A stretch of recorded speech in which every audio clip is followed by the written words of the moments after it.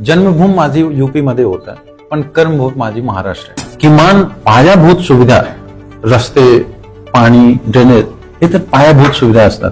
तर आम्हाला एवढं तर पाहिजे आणि म्हणून मी पहिलं आंदोलन तिथे केलं होतं अंतर्गत रस्ता बनवण्यासाठी. आणि तो रस्ता सुद्धा एकच आठवड्यात ते बिल्डर सगळे मिळून बनवून पाणी आणि रस्ते बद्दल आंदोलन करत होतो तेव्हा पीएमसी कडून आमच्यावर एक 73,000ची पेनल्टी लावली की तू शहर विद्युतीकरण म्हणून एक सेक्शन आहे आणि ते पेनल्टी लावले की तुम्ही शहर विद्युतीकरण केलं, तुमचं पोस्टर लावलं, तुम्ही ऑर्गनायझेशन बनवू जेणेकरून हे जे लोक इंडिव्हिज्युअल टार्गेट करत आहेत तुम्हाला ते होऊ शकणार नाही. आणि म्हणून आम्ही 2023 मध्ये 19 जूनला वाको वेलफेअर असोसिएशन म्हणून एक संस्था रजिस्टर केली. तुम्ही म्हटलं की तुम्हाला थ्रेट्स आले किंवा धमकी दिली, तर हे धमकी देणारे स्थानिक लोक होते? ही काय प्रकारची धमकी तुम्हाला आली? इथे सुद्धा बरेच मराठी लोक आहेत आणि ते खूप सपोर्ट करतात, खूप, कारण ते एज्युकेटेड आहेत, त्यांना कळतं की राईट काय आहे, रॉंग काय. वाघोलीचा प्रॉब्लेम महत्वाचं म्हणजे ट्रॅफिक, रस्ते, त्याचबरोबर तुम्ही पाण्यासाठी पण आंदोलनं केली, हे तर आहेच, पण याच्याबरोबर तुम्ही वाघोली अगेन्स्ट करप्शन ही पण एक मोहीम चालवली होती. त्याच्यात बरेचसे तुमचे व्हिडिओज पण व्हायरल झाले होते. ते नेमकं त्याचं पुढे काय झालं? त्यासोबत बरेच असे लोक आहेत जे IT मध्ये काम करणारे, खूप सुशिक्षित आणि कॅपेबल लोक आहेत. ते वाघोलीच्या विकासासाठी जे काही करायचं असेल ते सर्व सक्षम आहेत, फक्त लोकांचा सपोर्ट पाहिजे.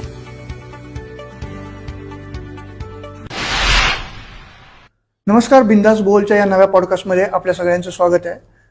आजवर तुम्ही मराठी माणसासाठी मराठी माणसाने केलेली आंदोलनं अनेक पाहिली असतील, पण आज आपल्यासोबत असे एक गेस्ट आहेत ज्यांनी नॉन मराठी असूनही मराठी माणसाच्या हक्कासाठी अनेक आंदोलनं केली आहेत, तेही पुण्यातल्या वाघोली सारख्या ठिकाणी. आज आपल्यासोबत अनिल मिश्रा सर आहेत, जे की हायली एज्युकेटेड आहेत, ज्यांनी मॅथ्समध्ये गोल्ड मिळवलेलं आहे, एका इंटरनॅशनल बँकमध्ये ते कार्यरत आहेत. एवढे सगळं असूनही एक समाजसेवा त्यांच्या रक्तामध्ये आहे. त्यांनी वाघोली सारख्या ठिकाणी बरीच आंदोलनं मागच्या काही काळामध्ये केली आहेत. नेमकं काय त्यांचा या सगळ्या आंदोलनामागचा उद्देश होता ते आपण आज त्यांच्याकडून जाणून घेणार आहोत. स्वागत आहे अनिल सर तुमचं. थँक्यू. मी UP मधून आलो. महाराष्ट्रमध्ये मी 2009ला आलो आणि एक जवळपास 15-16 वर्ष झालं. माझी वय जेवढी आहे तेवढं त्याच्या 50% मी महाराष्ट्रमध्ये म्हणजे राहत आहे. आणि अगोदर मुंबईमध्ये होतो, नंतर पुण्यामध्ये आलो. आणि मला असं वाटतं की जन्मभूमी माझी UP मध्ये होतं, पण कर्मभूमी माझी महाराष्ट्र आहे. आणि म्हणून जेव्हा मी वाघोलीमध्ये आलो तेव्हा मला इकडे बरीच गोष्टी असं बघितलं की आपण रोडबद्दल, पाणी सप्लाईबद्दल, ड्रेनेजबद्दल बरेच गोष्टी आहेत जिथे लोक सफर करत आहेत. दररोज लोक मरतात, सफर करतात, पळतात. म्हणून मला असं वाटलं की मी एक कॉर्पोरेट माणूस म्हणून मला काही गोष्टी माहीत आहे, कसं करायचं, कसं काम करून घ्यायचं. म्हणून आम्ही असं एक पुढाकार घेतलं की जेवढा शक्य असेल तेवढा मी करणार आणि फक्त ट्राय नाही करणार, ट्राय करून कॉर्पोरेट पद्धतीने काम करून घेणार, एवढं माझी एक इच्छा होती. खरं तर अनिल सरांची भरपूर सारी आंदोलनं आपण याच्या आधी पण सोशल मीडियावरती पाहिलेली आहेत. सोशल मीडियावरती यांना खूप सारे लोक ओळखतातही. मला हे विचारायचं आहे की तुम्हाला तुमचं पहिलं आंदोलन आठवतंय, नेमकं वाघोलीमध्ये कशासाठी केलं होतं? पहिलं आंदोलन 2022 मध्ये केलं होतं बकोरी रोड बद्दल. बकोरी रोड जिथे 56 सोसायटी आहेत, तिथे किमान 1 लाख लोक दररोज येतात जातात. तिथे 3 मोठं असं कॉलेज आहेत, तरी सुद्धा यायला जायला रस्ता नव्हता. आणि तेव्हा मी वाघोलीमध्ये नवीन होतो. 2019 मध्ये मी आलो वाघोलीमध्ये. अगोदर दुसरीकडे म्हणजे केशनंद रोडवर राहत होतो, पण नंतर बकोरी रोडला गेलो मी 2019ला. आणि तिथे मी बघितलं की यायला जायला रस्ते नाहीये, लोक दररोज पडतात. म्हणून मी प्रश्न विचारला आणि एक सोसायटी आहे जिथे मी राहतोय, तिथे न्यू सिटी म्हणून एक सोसायटी आहे.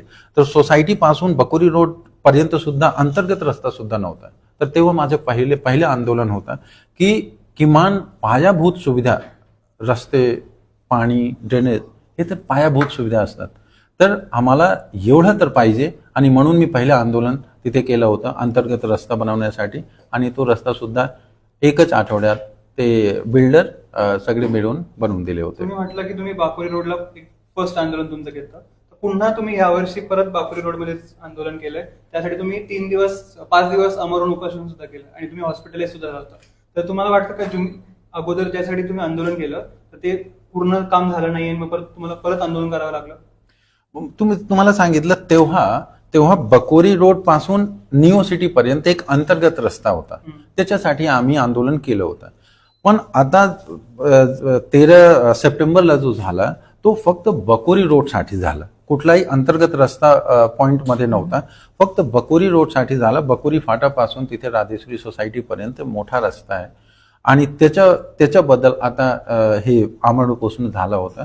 आणि आम्ही आमरण उपोषण का केलं की 5 वर्ष झालं. 5 वर्ष तर मला तिथे जेव्हा मी आलो 2019 मध्ये तेव्हापासून आतापर्यंत 5 वर्ष 6 वर्ष झालं, पण तिथे रस्ता 10-12 वर्ष झालं. टाउन प्लॅनिंग सगळं अप्रूव्ह झालं तेव्हापासून आतापर्यंत 10-12 वर्ष असून सुद्धा तिथे रस्ता नव्हता. आणि म्हणून फक्त बकोरी रोडसाठी आम्ही आमरण उपोषण केलं आणि मग प्रशासनाकडून सुद्धा सहकार्य भेटलं आणि शेवटी लोकांची विजय झाली. एक कुठलंही आंदोलन उभं राहिलं की त्याला एक चळवळीचं स्वरूप येतं. तर बरीचशी आंदोलन आपण राज्यभरामध्ये पाहिलेली आहेत, जी छोट्या छोट्या गोष्टींवरून सुरू झाली आणि नंतर त्यांनी मोठं स्वरूप घेतलं. तर तुम्ही आंदोलनं सुरू केली, त्यानंतर वाको एक संकल्पना तुम्ही पहिल्यांदाच इंट्रोड्यूस केली वाघोलीकरांसाठी असेल, आणि नंतर ती पुण्याभरामध्ये सर्वांना कळली. नेमकी कसा हा माइंड थॉट आला त्यामागचा आणि कशी सुरुवात झाली त्याची? जसं मी अगोदर सांगितलं, आंदोलनची सुरुवात 2022 पासून सुरू झाली. 2022 पासून आतापर्यंत आम्ही आंदोलन म्हणजे चालूच ठेवलं. मध्ये आम्हाला काही असं त्रास सुद्धा झाला. त्रास म्हणजे दबाव सुद्धा आणून द्यायचं, आमच्यावर केस सुद्धा दाखल करायचा. मी एक गोष्ट सांगतो तुम्हाला, 2023 मध्ये जेव्हा आम्ही पाणी आणि रस्ते बद्दल आंदोलन करत होतो तेव्हा पीएमसी कडून आमच्यावर एक 73,000ची पेनल्टी लावली की शहर विद्युतीकरण म्हणून एक सेक्शन आहे आणि ते पेनल्टी लावले की तुम्ही शहर विद्युतीकरण केलं, तुमचं पोस्टर लावलं तुम्ही.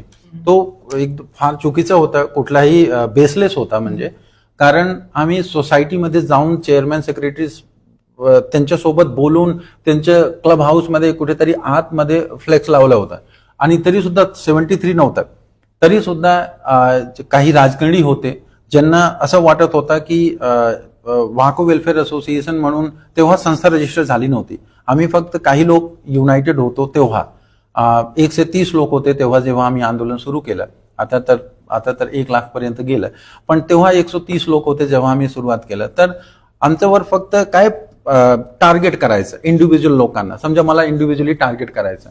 तर बरेच असं जे आपले लोक आहेत, जे IT फायनान्समध्ये काम करणारे जे लोक आहेत, जो आपली टीम आहे, आपली टीम म्हणजे माझ्यासारखे सगळे हे जे प्रोफेशनली जे काम करत आहेत बँकमध्ये IT मध्ये तेच आहे. त्यांचे असं म्हणणं होतं की आपण एक ऑर्गनायझेशन बनवू जेणेकरून हे जे लोक इंडिव्हिज्युअल टार्गेट करत आहेत तुम्हाला ते होऊ शकणार नाही. आणि म्हणून आम्ही 2023 मध्ये 19 जूनला वाको वेलफेअर असोसिएशन म्हणून एक संस्था रजिस्टर केली. तुम्ही म्हटलं की तुम्हाला थ्रेट्स आले किंवा धमकी दिली, तर हे धमकी देणारे स्थानिक लोक होते आणि काय प्रकारची धमकी तुम्हाला आली? धमकी देणारे हे जेवढे करप्ट लोक आहेत, ज्यांचा स्वतःचा धंदा आहे आणि समजा जर हम त्याच्याबद्दल काही बोललो तर त्यांना साहजिकच त्यांना आवडणार नाही. कारण जर तेच लोक जर काही चुकीचं करत आहे आणि त्यांच्या विरोधात जर आम्ही जाऊन लोकांच्या भल्यासाठी, अख्ख्या वाघोलीच्या डेव्हलपमेंटसाठी आम्ही काही बोलतोय तर साहजिकच ते काहीतरी तर ऍक्शन घेणार. पण आम्ही काही चुकीचं करत नाही, आम्ही फक्त लोकांच्या भल्यासाठी आणि अख्ख्या वाघोलीच्या विकासासाठी काम करतोय. तर त्यांना जर काही अँगल भेटत नाही तर ते काय असं काहीतरी असं थ्रेटनिंग कॉल करायचं आणि लोकांना असं बोलायचं की त्यांना शिवीगाळ करायचं, असं काहीतरी ते प्रयत्न करतात. पण मी एक तुम्हाला सांगून देतोय, तुम्ही मला असं बदनाम करण्याचा प्रयत्न करू शकता पण तुम्ही आम्हाला कधीही घाबरू शकत नाही. आमचा जो हेतू आहे तो अख्ख्या वाघोलीचा विकास आहे आणि त्याच्यामध्ये असं हे जे थ्रेटनिंग कॉल्स आहेत काही लोकांचं आणि चुकीच्या पद्धतीने जे आम्हाला टार्गेट करतात, तुम्ही आम्हाला अपमानित करू शकता पण तुम्ही आम्हाला घाबरू शकत नाही. बरोबर. आता तुम्ही थ्रेटनिंग कॉल्सचा विषय केला, तर तुम्हाला वाटतं का की हे कुठं तुमच्या सरनेम वरून किंवा तुमची प्लेस ऑफ बर्थ वरून तुम्हाला टार्गेट करतात मोस्टली? जर तुमचं आडनाव सपोज से तुमचा मिश्रा सरनेम आहे, जसं तुमचं काय मराठी सरनेम असेल कुठलं, तर तुम्हाला कधी कधी आलं नसतं हे? नाही, मी एक सांगतो तुम्हाला, मी निओ सिटी चेअरमॅन म्हणून जर बोलायचं असेल, मी एक सोसायटीचा चेअरमॅन आहे. तिथे जर जर जर आम्ही बघितलं ना, तर तिथे सुद्धा बरेच मराठी लोक आहेत आणि ते खूप सपोर्ट करतात, खूप. कारण ते एज्युकेटेड आहेत, त्यांना कळतं की राईट काय आहे, रॉंग काय.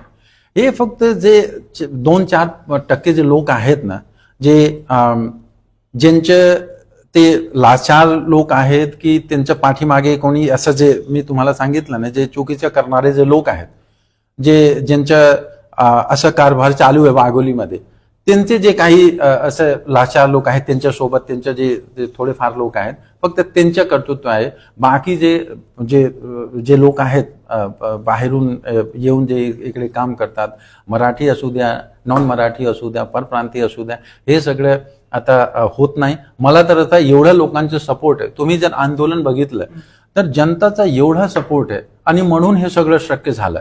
हे 2-4% जे विरोधात आहेत ना, तर 95% तर सपोर्टात आहेत, म्हणून हे सगळं शक्य झालंय. तुम्ही आंदोलनचे आम्ही पिक्चर्स बघितले, व्हिडिओज बघितले, आम्ही कव्हर सुद्धा केले तुमचं आंदोलन. तर तुम्ही जे तुमच्या सोशल मीडियावरती पोस्ट बघितले आम्ही, तर तुम्ही अण्णा हजारे सोबत पोस्ट केलंय, तुम्ही अजित पवारांसोबत पोस्ट केले. तुम्हाला तुमच्या आंदोलनासाठी पॉलिटिशियनचा सहारा किंवा साथ मिळाली कधी? पॉलिटिशियन्स, आपला जो आंदोलन आहे वाको वेलफेअर असोसिएशनचा, तो कुठल्याही पक्षाचं आंदोलन नसतं. नाही, तुम्हाला हेल्प मिळाली का कोणाची? हेल्प आतापर्यंत जेवढे लोक आले ते सपोर्ट केले, म्हणजे फक्त. पण मला असं वाटतं की जनताचा सपोर्ट सर्वात महत्वाचं असतं आणि लोकांचं प्रेशर सुद्धा वेगळं असतं. जर तुमच्या पाठीमागे तुमच्या सोबत जर 1,000 लोक, 10,000 लोक आणि 1,00,000 लोक आहेत, तर त्यांच्या सपोर्ट मला असं वाटतं सर्वात जास्त आहे आणि त्यांच्या प्रेशरामुळे, त्यांच्या दबावामुळे आम्ही काम करून घेतोय, एवढं तर नक्की आहे. वाघोलीचा प्रॉब्लेम महत्वाचं म्हणजे ट्रॅफिक, रस्ते, त्याचबरोबर तुम्ही पाण्यासाठी पण आंदोलनं केली, हे तर आहेच. पण याच्याबरोबर तुम्ही वाघोली अगेन्स्ट करप्शन ही पण एक मोहीम चालवली होती. त्याच्यात बरेचसे तुमचे व्हिडिओज पण व्हायरल झाले होते. ते नेमकं त्याचं पुढे काय झालं? आता रिसेंटली आम्ही एक व्हिडिओ अपलोड केला होता, ज्याच्यामध्ये तुम्ही बघितलं की वाघोलीमध्ये हे जे सोसायटीवाले लोक आहेत आणि जे इतर लोक आहेत, त्यांना पाणीची एक थेंब भेटत नाही. 2019 मध्ये एक प्रोजेक्ट आलं 5 MLDचं, 50 लाख लिटर क्षमताचं. 23 कोटी PMRDने टाकलं तिथे जनताचं पैसे. 23 कोटी टाकून सुद्धा आणि प्रोजेक्ट जवळपास रेडी आहे. 2019 मध्ये स्टार्ट झाला, 2020 मध्ये कम्प्लीट व्हायचं होतं. पण आजपर्यंत मॅक्सिमम काम होऊन सुद्धा पाणी सप्लाय चालू नाहीये. का? कोणाच्या दबावामुळे हे सगळं चाललं? लोकांना पिण्याचं पाणी का भेटत नाही? म्हणून आम्ही एक, जसं तुम्ही विचारलं, वाघोली अगेन्स्ट करप्शन, तर आम्ही रेज केलं की 23 कोटी जनताचा पैसा आहे. जनताचा पैसा जर तुम्ही वापरून सुद्धा जनताला तुम्ही पाणी देत नाही, मग कोणाचा दबाव आहे? कोणाच्या टँकरचे, हे जे टँकरवाले आहेत, तुम्ही त्यांच्या सपोर्टात आहात का? कोणाचा दबाव आहे? आणि म्हणून आम्ही एक भूमिका स्पष्ट केला त्या दिवशी की जर 3 महिन्यात हा प्रोजेक्ट सुरू झाला नाही, तर हे जे PMRDAचे अधिकारी आहेत त्यांच्या सस्पेन्शनसाठी आम्ही जे काही करायचं असेल तिथे जाऊन कायदेशीर कारवाई करू. आणि जे लोक आहेत, जे प्रभावशाली लोक आहेत, ज्यांच्या दबावामुळे हे सगळं प्रकल्प बंद आहे, आता सुरू झालं नाही, आम्हाला कळतं की कोणामुळे हे होत नाहीये, तर त्यांच्यावर सुद्धा कारवाई करू आणि त्यांचं नाव सुद्धा आम्ही उजागर करू सगळ्यांना. आम्ही ज्यावेळेला स्थानिक लेवलला तुमच्याविषयीची माहिती घेतली, त्यावेळेला आमचं एक ऑब्झर्वेशन असं जाणवलं की आम्हाला सुरुवातीला असं वाटलं होतं की मराठी, नॉन मराठी असं असू शकतं. पण ज्यावेळेला आम्ही स्थानिक लोकांना विचारलं, त्यावेळेला लोकांचं म्हणणं असं होतं की जर इथले स्थानिक व्यक्तिमत्व काम करत नसेल, जर बाहेरून कोणी येऊन काम करत असेल, तर आम्हाला काहीच हरकत नाही. उलट आम्हाला जी अपेक्षा होती, आम्हाला असं वाटत होतं की स्थानिक अपोज करतील, उलट स्थानिक तुमच्या समर्थनार्थ काही बोललेले दिसले की ते काम करतात, ते चांगलं करतात, आमचाही सपोर्ट आहे त्याला. मला हे विचारायचं आहे की याच्या आधी, म्हणजे तुम्ही युपीला असाल, तिकडनं इकडे आला असाल, तर तुमचं फॅमिली बॅकग्राऊंड आणि एज्युकेशन रिलेटेड बॅकग्राऊंड कसं आहे? मी जसं मी अगोदर सुद्धा सांगितलं, मी डबल मास्टर्स आहे एडव्होकेटची डिग्री सुद्धा आता म्हणजे चालू आहे आणि मी एक इन्व्हेस्टमेंट बँकमध्ये मी डायरेक्टर पोस्टवर आहे. जर तुम्हाला बघायचं असेल तर 1% कमी लोक असं हायली क्वालिफाईड आणि इंटरनॅशनल बँकमध्ये डायरेक्टर आहेत. पण तरी सुद्धा बाळपणापासून आजपर्यंत आम्ही जेवढा 20% आपली कमाईचं, उत्पन्नाचं, आपलं बलाचं, आपला बुद्धीचं आम्ही समाजासाठी देतोय. आणि म्हणून जेव्हा असं तुम्ही विचारलं होतं वाघोली अगेन्स्ट करप्शन का सुरू केलं, वाघोली अगेन्स्ट करप्शन वाघोलीच्या विकासासाठी, वाघोलीच्या भल्लासाठी तर केलं. पण बरेच लोक ऑफिसमध्ये आले, ऑफिसमध्ये म्हणजे भेटायला आले, ते रडत होते ऑफिसमध्ये. म्हणजे तिथे जर ते आले ना, ते स्वतः त्यांचं काय म्हणणं होतं, ते एवढं नरक यातना भोगत आहेत तिथे की आम्ही समजा ऑफिसमध्ये काम करायचं आणि नंतर जेव्हा लोकांसोबत बोलायचं तेव्हा असं वाटत होतं की का होत नाही काम. लोक जर एवढे लोक आलेले आहेत इकडे, 4.5 लाख 5 लाख आता लोकसंख्या झाली, तर त्यांना पायाभूत सुविधा का भेटत नाही. म्हणून आम्ही प्रोफेशनल डिग्री बाजूला ठेवला, तिथे आम्ही जेवढं काम करायचं, ऑफिसमध्ये काम करायचं आणि राहिलं जेवढा वेळ होतं तेवढं सगळं वेळ लोकांसाठी दिलं. आणि हीच एक प्रेरणा आहे, एक मोटिवेशनल फॅक्टर आहे की आम्ही वाघोलीच्या भल्लासाठी, महाराष्ट्राच्या भल्लासाठी किती काम करू शकतोय. मी एक उदाहरण तुम्हाला देतोय. शिवाजी महाराज ते स्वराज्याची स्थापना कुठे केले, महाराष्ट्रामध्ये केले. पण जर एक कुठलीही एक चांगली गोष्ट असतं, कुठलीही चांगली तर अख्ख्या भारतमध्ये जर तुम्ही केलं तर काही अडचण आहे. ते सुद्धा स्वराज्याची स्थापना करून अख्ख्या हिंदुस्थानमध्ये ते स्प्रेड केले. तर कुठेही तुम्ही जर चांगलं काम करायचं असेल तर तुम्ही करू शकता. म्हणून मी सुद्धा असंच प्रयत्न केला. सुरुवातीला 100-200 लोक होते, आज 1 लाखपेक्षा जास्त लोक आहेत. राईट. तुमचा आता अल्टिमेट गोल काय? आता तुम्ही ऍक्टिव्हिझम करताय, तुम्ही वाघोलीच्या लोकांसाठी काम करताय, तर याच्या पुढची स्टेप काय तुमची? आता माझे स्टेप एवढंच आहे, वाघोली पुढच्या 3 वर्षात जसं आम्ही लिहितोय की वाघोचा प्रयास 2027 पर्यंत वाघोलीचा पूर्ण विकास. पुढच्या 3 वर्षात वाघोलीमध्ये हे जेवढं पायाभूत सुविधांची प्रॉब्लेम हे सगळं आम्ही सॉल्व्ह करू. कुठलाही परिस्थिती सॉल्व्ह करायचा आणि वाघोलीला एक डेव्हलप्ड प्लेस, एक डेव्हलप्ड सिटी बनवायचं, एवढंच मात्र आपला उद्देश आहे. याच्यासाठी तुम्ही काय स्टेप घेणार? जसं मी तुम्हाला सांगितलं, आता समजा बकोरी रोड बद्दल माझ्याकडे सुद्धा काहीही संवैधानिक पॉवर असं नाहीये, तरी सुद्धा जनताचं पॉवरमुळे, जनताचं सपोर्टामुळे आम्ही आतापर्यंत आंदोलन करून काम करून घेतोय. पण समजा आता लोकांचा सपोर्ट सुद्धा वाढला, लोकांना कळलं की आता जनताचं काम जनता स्वतः करून घेणार, एवढा लोकांमध्ये एक विश्वास वाढला. जेव्हा बकोरी रोडचं आंदोलन प्रशासनाने सगळी मागण्या मान्य केलं, तेव्हा लोकांमध्ये सुद्धा एक असा विश्वास आला की आम्ही स्वतः काम करून घेऊ.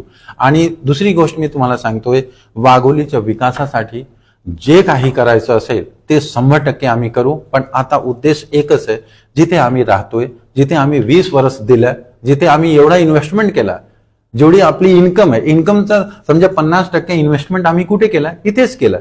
तर माझं आयुष इथे गेलं, माझी उत्पन्नाचा एक सर्टन पर्सेंटेज इथे गेलं. सर्वच जाऊन सुद्धा जर आम्हाला म्हणजे एक सामान्य लोकांना हे पायाभूत सुविधा भेटत नाही, तर तेवढा तर पाऊल उचलणार आम्ही 100%. आणि जे काही करायचं असेल तर आम्ही करू, पण 100% वाघोलीचा विकास एकच ध्यास. थोडासा डायरेक्टच प्रश्न विचारतो. उद्या जर महानगरपालिकेची निवडणूक लढवायची झालीच तर तुम्ही कुठला पक्ष चूज करणार? की इंडिपेंडेंट? तुम्ही म्हणताय की तुमच्यासोबत 1 लाख लोक आहेत, तर आपल्या कॉर्पोरेट इलेक्शनला तर एवढे वोटची पण गरज नाही ऍक्च्युली. तर मी एक सांगू, वाघोलीमध्ये जेवढी प्रॉब्लेम्स आहेत ना, ते MP रिलेटेड प्रॉब्लेम नाहीये, MLA रिलेटेड प्रॉब्लेम नाहीये. कुठलाही माणूस, आता समजा ड्रेनेज बद्दल जर काम करायचं असेल तर MLA ची गरज नाहीये. MLA तर स्टेटची पॉलिसी बनवणार, स्टेट बद्दल काही करायचं असेल तर मोठी पॉलिसी बनवणार. MPचं काम काय, सेंटरमध्ये जे काही करायचं असेल तर ते करणार. कुठलाही पक्षाची गरज नाहीये. असं काम करण्यासाठी कुठलाही पक्षाची गरज नाही. कोणीही माणूस, फक्त इंटेन्शन जर क्लिअर आहे आणि करप्ट माणूस नाहीये, आमच्यासारखा जर एक हायली एज्युकेटेड बंदा असेल तर एवढं तर त्याला माहिती असेल की कॉर्पोरेटमध्ये काम करून कसं घ्यायचं. कुठलाही पक्ष असू द्या, तर पक्ष महत्वाचा नाहीये. मला असं वाटतं एक सर्वसामान्य माणूस, आता एक उदाहरण मी सांगतो तुम्हाला, इलेक्शन 5 वर्षासाठी असतं, कुठलाही पक्षाचा माणूस असेल 5 वर्षांसाठी असतं. जर ते एवढा कॅपेबल नसेल, म्हणजे ज्यांना प्रॉब्लेम सुद्धा कळत नाही, 5 वर्षांसाठी जर ते आले तर 5 वर्षांसाठी एक तर ते जेवढं इलेक्शन मध्ये दिले, वाटप केले आणि इतर गोष्टी, त्याबद्दल मी जास्त बोलणार नाही, ते कव्हर करणार. आणि दुसरी गोष्ट काय, त्यांना पॉलिसी सुद्धा समजून घ्यायला त्यांना 5 वर्ष 4 वर्ष लागेल. आम्हाला असं होणार नाही. आम्हाला कळतं वाघोलीमध्ये काय प्रॉब्लेम आहे. एकदम ग्रॉस रूट लेवलवर जाऊन आम्ही प्रॉब्लेम समजून घेतलाय. कुठलाही पक्षाची गरज नाहीये. मी परत एकदा सांगतोय तुम्हाला, एक वाको वेलफेअर असोसिएशन म्हणून जो आपली संस्था आहे, या संस्थामध्ये एवढे कॅपेबल लोक आहेत. मी फक्त एकटा नाहीये, मी तुम्हाला स्पष्ट सांगून इच्छितो, मी एकटा नाहीये. माझ्यासोबत बरेच असे लोक आहेत जे IT मध्ये काम करणारे खूप सुशिक्षित आणि कॅपेबल लोक आहेत. ते वाघोलीच्या विकासासाठी जे काही करायचं असेल ते सर्व सक्षम आहेत. फक्त लोकांचा सपोर्ट पाहिजे. आणि एकदा लोक सपोर्ट केले आणि त्यांचा सपोर्ट भेटला तर 100% वाघोली का विकास होण्याशिवाय राहणार नाही.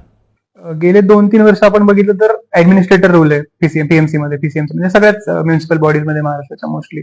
तर तुम्हाला असं वाटतं का की जेव्हा नगरसेवक निवडून येतील, मोस्टली जानेवारीमध्ये इलेक्शन होऊन जातील, तर तुम्हाला वाटतं का जेव्हा नगरसेवक निवडून येतील तेव्हा फक्त वाघोलीच नाही की प्रत्येक एरियाचा पण विकास होईल, की ऍडमिनिस्ट्रेटर जे रूलनी विकास थांबलेला आहे? 100%. समजा जर नगरसेवक निवडणूक येतील तर कुठेतरी एक रिप्रेझेंटेटिव्ह असतं. समजा कुठली एरिया असेल, तिकडचा जर प्रॉब्लेम असेल आणि कोणी एक रिस्पॉन्सिबल माणूस असेल तर तिथे जाऊन प्रश्न मांडू शकतं. नाहीतर आता काय आहे, जनता आणि डायरेक्ट कमिशनर, समजा PMC ऑफिस मध्ये कोणी नाहीये.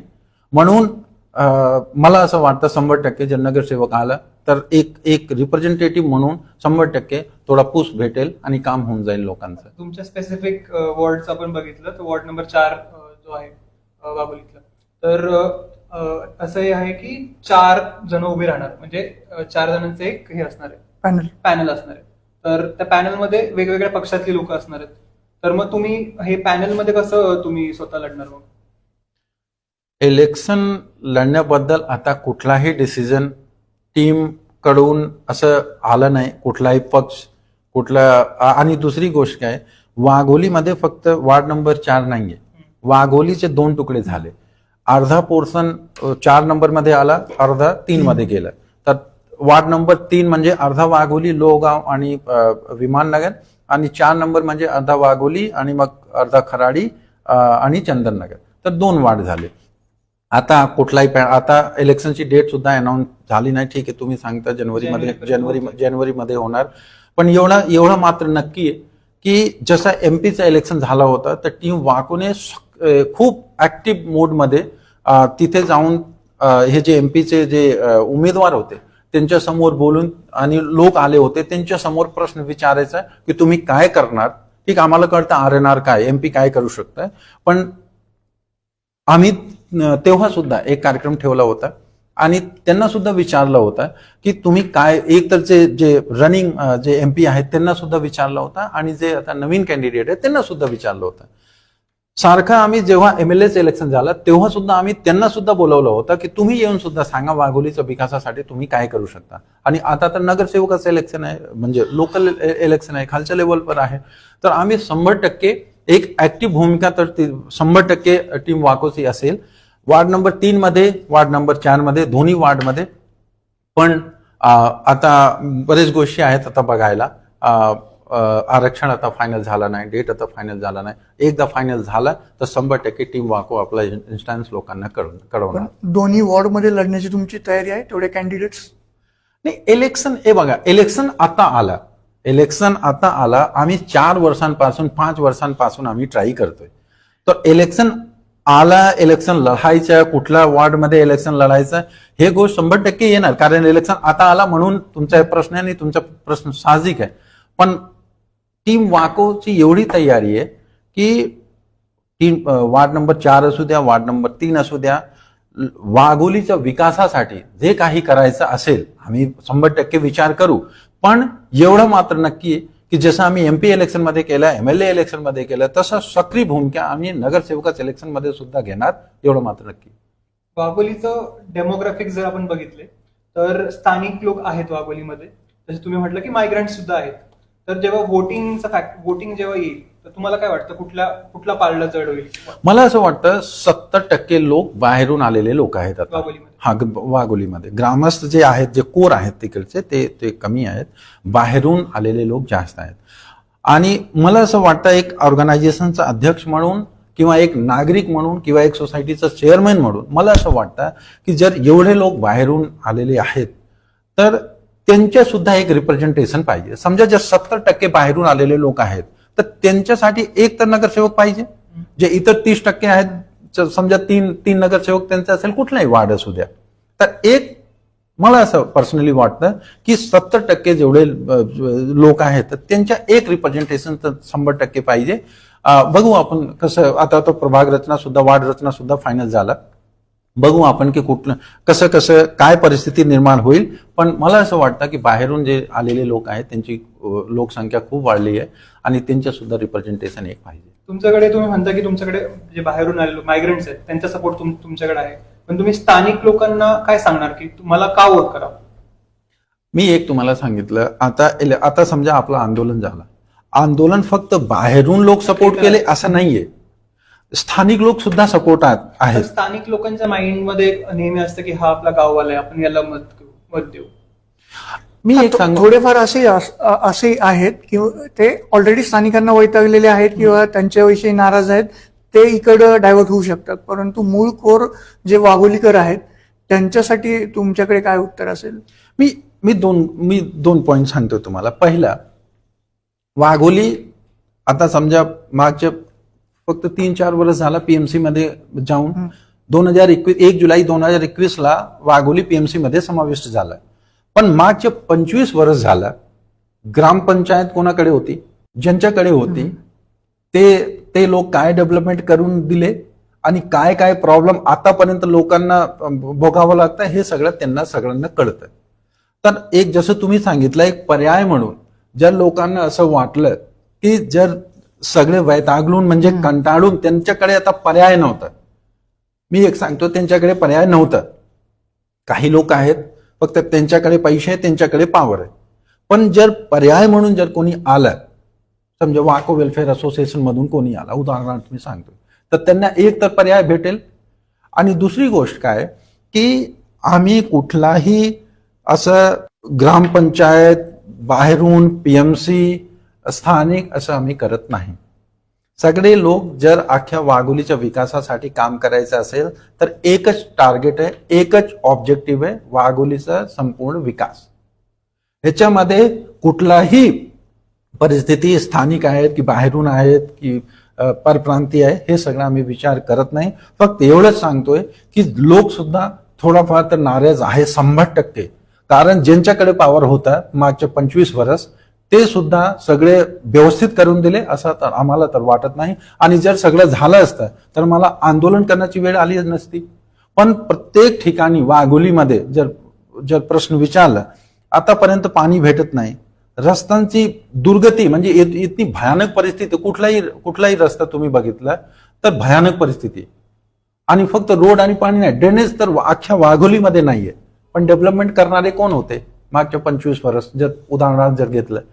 म्हणून मी सांगतोय सगळ्यांना एक रिप्रेझेंटेशन म्हणून लोक असं त्यांच्याकडे एक पर्याय म्हणून जर कोणी आला, वाको वेलफेअर असोसिएशन आला, 100% त्यांच्यावर इम्पॅक्ट येईल. तुम्ही म्हणता की you are an educated face, right? आणि वाघोली असं तुम्ही म्हटलं की मायग्रंट्सचा एरिया भरपूर, तर असे खूप सारे एरियाज आहेत पुण्यामध्ये. पूर्ण पुण्यामध्ये आपण बघितलं तर जसं लोगाव एक झालं किंवा चरोली साईड एक झाली, तर असे मायग्रंट्स किंवा सोसायटीज खूप सारे आहेत. तर तुम्हाला असं वाटतं का की प्रत्येक एरियामध्ये असं एक कॅन्डिडेट उभं राहायला पाहिजे जो एज्युकेटेड फेस असेल आणि जे स्थानिक नगरसेवक असेल किंवा स्थानिक लोक आहेत त्यांच्या अपोज मध्ये उभं राहील? कोणाचा अपोज मध्ये उभे राहायचं की नाही हे सांगू शकत नाही मी. पण एवढं मात्र नक्की, एवढं मात्र खरं आहे की कोणी जर एज्युकेटेड माणूस आला, ज्यांना कळतं, कोणी अंगुठा साप जर नसेल तर त्यांना कळतं की कुठली प्रॉब्लेम आहे, कसं सॉल्व्ह करून घ्यायचं. आता तुम्ही एक एक्झाम्पल घ्या, कॉर्पोरेटमध्ये, प्रायव्हेट बँकमध्ये, प्रायव्हेट इन्स्टिट्यूशनमध्ये काम करणारा आणि गव्हर्नमेंटमध्ये काम करणारा मध्ये फरक असतं. तुम्ही प्रायव्हेटमध्ये जेव्हा काम करता, एक 99% प्रायव्हेट ऑर्गनायझेशनमध्ये काम करणारे जे लोक आहेत ते व्यवस्थितपणे काम करतात. त्यांच्याकडे एक मॉडेल असतं की अशा पद्धतीने काम करून घ्यायचं. मला असं वाटतं जेवढा इलेक्शन सुद्धा असू द्या, जर इलेक्शनमध्ये शिकलेले लोक आले, हायली उच्च सुशिक्षित लोक आले, तर त्यांना प्रॉब्लेम 100% करणार, ते लवकरात लवकर काम करून देणार.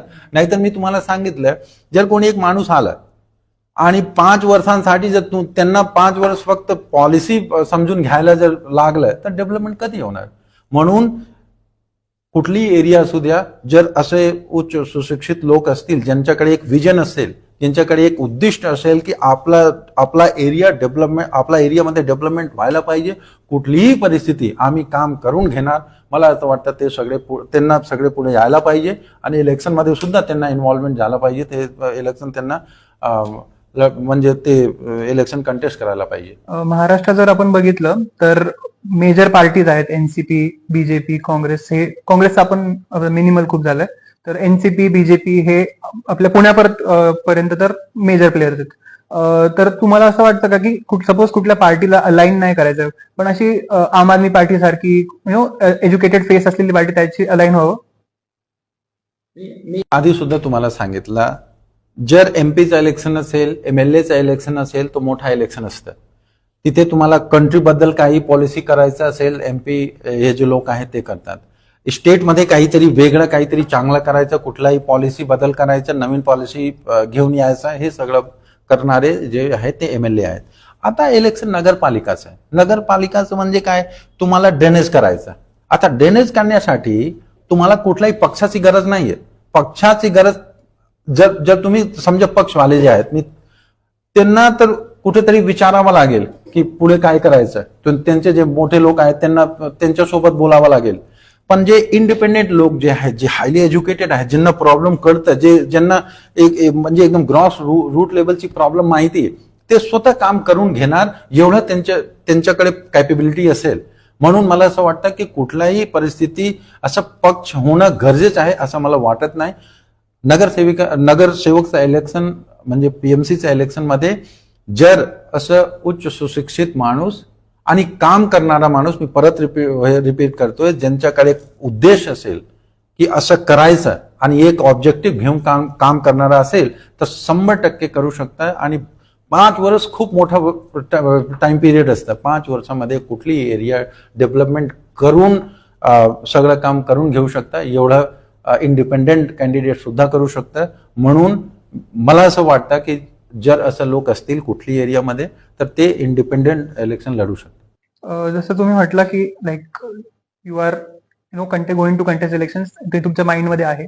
जर तुम्हाला 1 मिनिटामध्ये तुमच्या वोटरला कन्व्हिन्स करायला सांगितलं की तुम्हाला का वोट करायचं, तुम्ही 5 वर्षात काय काम करणार, तुम्ही कसं सांगणार? 1 मिनिटामध्ये तुम्ही कन्व्हिन्स करा फक्त की मला का वोट करायचं. नाही, मला वोट करू नका, कोणाला वोट असं करू नका. तुम्ही विचार करा वोट का करायचं, वोट का करायचं, कोणाला करायचं आणि उद्देश तुम्ही कशासाठी वोट करता. जर कुठलाही पक्षाचा माणूस असेल तिथे, समजा 20 वर्षांसाठी तो काम केलं, तरी सुद्धा पायाभूत सुविधा तिथे नाहीये, तर तुम्ही विचार करा का नाहीये, त्याच्या पाठीमागे काय रिझन आहे.